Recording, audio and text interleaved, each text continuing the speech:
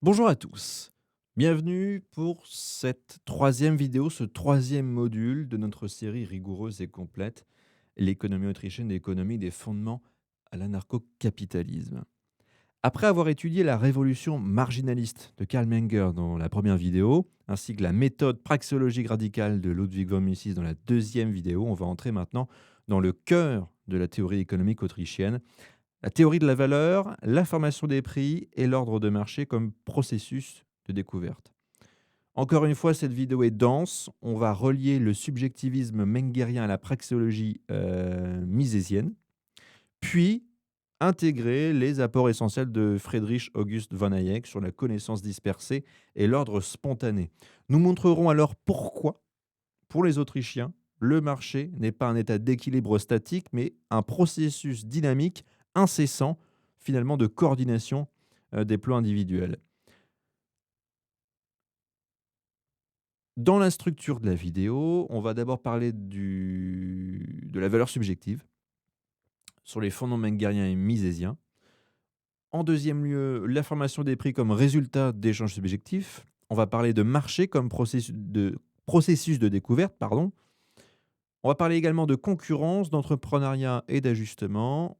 On va également parler donc de critique radicale de l'équilibre général walrasien et de ce qu'on appelle le mainstream néoclassique, et puis surtout les implications pour la théorie de l'ordre social. Donc on ne va pas perdre de temps, on va commencer par la valeur subjective, on va approfondir ce que c'est philosophiquement et utiliser la praxéologie. Donc la théorie de la valeur, on l'a vu, c'est le socle de toute l'école autrichienne, chez Karl Menger dans son fameux Grundsätze, sorti en 1871. La valeur pour lui et pour les adeptes de l'école autrichienne n'est pas une propriété objective du bien, ni liée au travail incorporé, ni le coût de production, mais c'est le jugement subjectif d'un individu sur l'importance que revêt ce bien pour la satisfaction de ses propres besoins. Et donc, Mises radicalise cette idée dans l'action humaine, puisqu'il nous dit la valeur n'est pas quelque chose d'intrinsèque aux choses, elle est dans la conscience des hommes qui agissent et elle est le résultat de leur évaluation. La valeur est donc subjective, puisqu'elle varie d'un individu à l'autre. La valeur que j'ai, par exemple, pour un objet à l'instant T, peut-être que vous, de ce même objet, vous n'en avez strictement rien à faire. La valeur est également marginale puisque l'utilité de la dernière unité disponible va varier par rapport à la première. Ça, on l'a vu dans la première vidéo.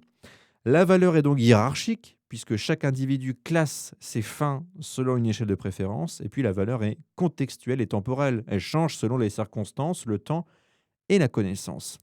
Exemple classique, encore une fois, de la bouteille d'eau dans le désert, qui a une valeur immense pour un homme assoiffé, alors que la même bouteille, dans une ville abondante, dans un rayon de magasin, en a finalement très peu. Donc ce n'est pas le bien qui change, c'est l'évaluation subjective de l'acteur. Et donc cette approche résout définitivement le fameux paradoxe de l'eau ou encore du diamant, on peut prendre n'importe quel exemple, et elle constitue la base de toute explication autrichienne des phénomènes économiques. Comme promis, maintenant, on va parler des prix, puisque les prix ne sont pas déterminés par des coûts objectifs ou par une autorité centrale. Ces prix émergent des échanges volontaires entre individus aux évaluations subjectives divergentes. Par exemple, lorsque A vend un bien à B, c'est parce que A valorise moins ce bien que l'argent reçu, tandis qu'à fortiori, B valorise plus le bien que l'argent cédé. C'est comme une personne qui vend sa maison.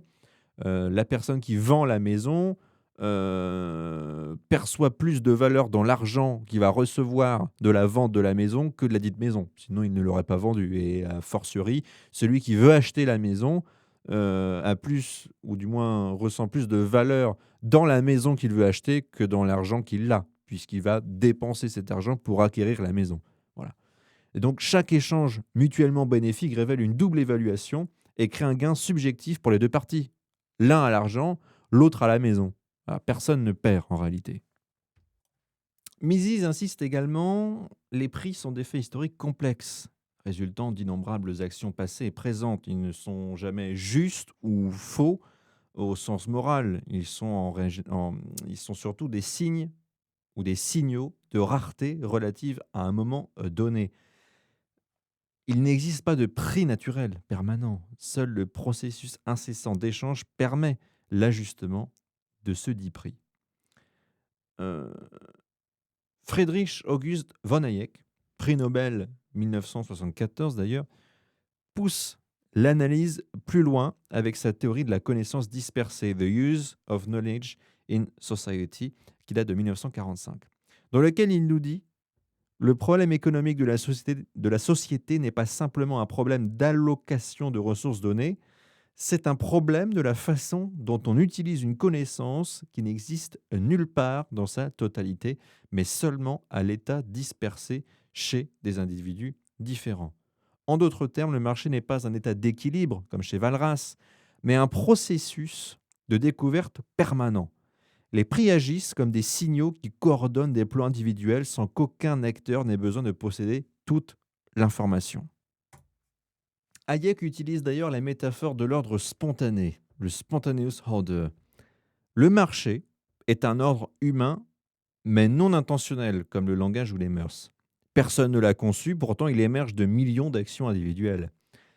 On a un exemple hayekien célèbre, un changement dans la disponibilité d'une matière première, l'étain par exemple, qui se propage via les prix à travers toute l'économie sans qu'un planificateur central ait besoin d'intervenir. Et donc, on va désormais parler d'entrepreneuriat, puisque l'entrepreneur est le personnage central du processus de marché chez les Autrichiens. Ça peut être chez Kirchner, ça peut être chez Mises, ça peut être chez Schumpeter, dans sa phase autrichienne bien entendu. Et donc, l'entrepreneur perçoit des opportunités de profit issues de l'ignorance et de l'erreur. Il assume également l'incertitude, selon Knight, et le risque. Et par son action, à travers l'anticipation, l'innovation, l'arbitrage, il corrige les déséquilibres et rapproche les prix des évaluations subjectives. La concurrence n'est donc pas un état lié au nombre d'entreprises, mais plutôt une procédure de découverte, selon Hayek. Elle révèle l'information, teste les hypothèses entrepreneuriales et élimine les erreurs. Et donc, les Autrichiens rejettent radicalement le modèle walrasien d'équilibre général. Puisqu'il suppose une connaissance parfaite et instantanée, c'est impossible. Il ignore le temps réel, l'incertitude et le processus d'apprentissage.